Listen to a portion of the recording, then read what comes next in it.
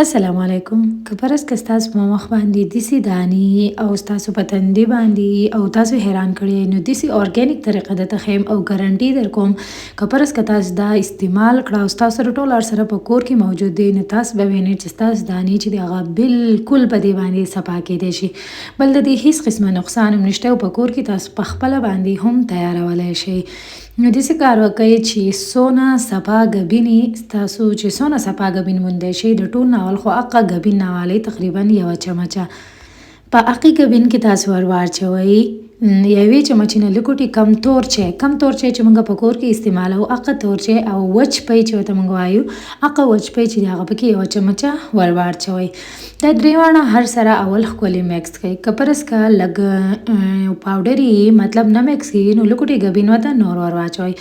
خو داسې مهین کریم دې جوړ کړئ چې بالکل کنسسټنسي داسې لکه ټینګ کریم نه مرهم شانتې خاص کر دا مرهم دی ستاسو د دانو دپاره. نو بس دا چې دی دا ټول هر سره میکس کړئ او مرهم ته جوړ کړئ. د استعمال طریقې څنګه دا چې کله هم تاسو سحر راپاسئ یا مخ وینځئ یا د ورځې ماسپښین مازدیګر ماښام د ورځې 3 ټایمه تاسو دا اپلای کولی شئ په دانه باندې.